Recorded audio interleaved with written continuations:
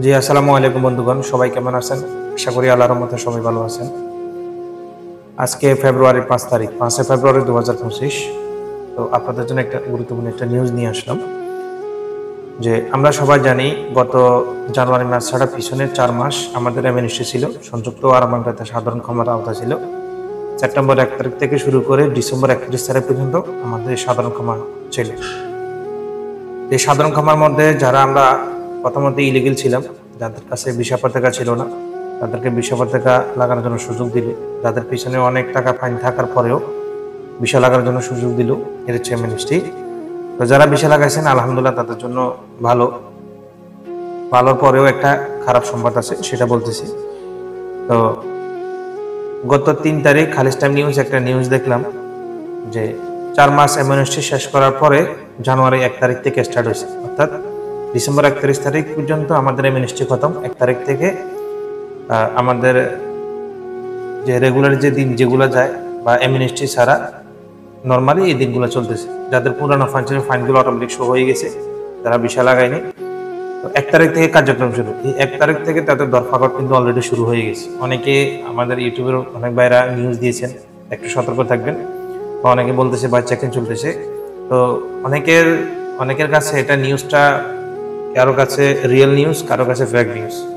তো অলরেডি 3 তারিখ Khaleej time news একদম ক্লিয়ারভাবে প্রকাশ করে দিয়েছে ইতিমধ্যে তারা জানুয়ারি মাসে 6,000 আপাতত অ্যারেস্ট করছে। এখন কোন কোন ন্যাশনালিটি অ্যারেস্ট করছে এটা কিন্তু এখনো বলে নাই, যে আমাদের বাংলাদেশের কয়জন, আর পাকিস্তানের কয়জন, ইন্ডিয়া কয়জন, শ্রীলঙ্কার কয়জন, এরকম কিছু বলে নাই এখনো পর্যন্ত।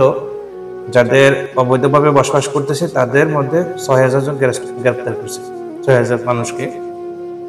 এর ভিতরেও তাদের আর অভিযান অব্যাহত থাকবে, সেটাও কিন্তু বলে দিচ্ছে। এর ভিতরে আরেকটা বলছে যে আপনার যারা নিউ এন্ট্রি পারমিট করবে বা নিউ এন্ট্রি বা নতুনভাবে প্রবেশ করবে, অথবা যারা রেসিডেন্স এখানে বসবাস করতেছে, তারা যদি এখানে করতে কোনো নিয়মের ভিতর বা কোনো নিয়ম লঙ্ঘন করে, তাদের ফরেন যে ল আছে বা ফরেন যে বিদেশে যে আইনের মধ্যে আছে, সেই আইনের মধ্যে তাদেরকে 10,000 দিরহাম পর্যন্ত ফাইন দেওয়া, এরকম একটা নিউজ বলছে। এবং বলছে যারা আমরা রেসিডেন্ট ভিসা দাঁড়িয়ে আছি, যারা এক জায়গায় ভিসা লাগানোর পরেও অন্য জায়গায় কাজ করতেছে, ওকে কাজ করতেছে, কিন্তু তাদের কাজের পৃষ্ঠপোষকতা যদি নিয়মের মধ্যে যদি না পড়ে, ধরেন আপনি দুবার ভিসা, আপনি শারজা কাজ করতেছেন, আপনি শারজা কোনো লেবার পারমিট বা হুকুমত থেকে কোনো কিছু পারমিট নেন নাই, সেক্ষেত্রে সেই কাজের ভিতরে যদি আপনাকে পায়, সেটা আনলিগের মধ্যে পড়বে।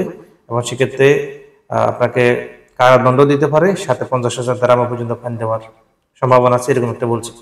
তো সবকিছু মিলে আমাদের বাংলাদেশি প্রবাসীদের জন্য, সব প্রবাসী ভাইদের জন্য বলতেছি, তো যাদের কাছে ভিসা আছে তারাও দেখবেন আপনার ভিসা করতে আপনি কোথায় কাজ করছেন সেদিকে খুব সতর্ক থাকবেন। আর যারা ভিসা নাই তাদের জন্য তো ওভারঅল সব জায়গায় জন্য একটা হুমকির মধ্যে পড়ে গেছে। তো সবার জন্য দোয়া থাকবে, সবাই সতর্কতাভাবে চলাফেরা করবেন। সবার জন্য এটাই শুভকামনা থাকলো। একটু সাবধানে থাকবেন ইনশাল্লাহ। যত দ্রুত সম্ভব আপনি যেভাবে পারেন আপনার সমস্যাটা কাটিয়ে উঠিয়ে আপনি লিগ্যাল হওয়ার চেষ্টা করুন। সবার জন্য এটাই দোয়া থাকবে। আসসালামু আলাইকুম।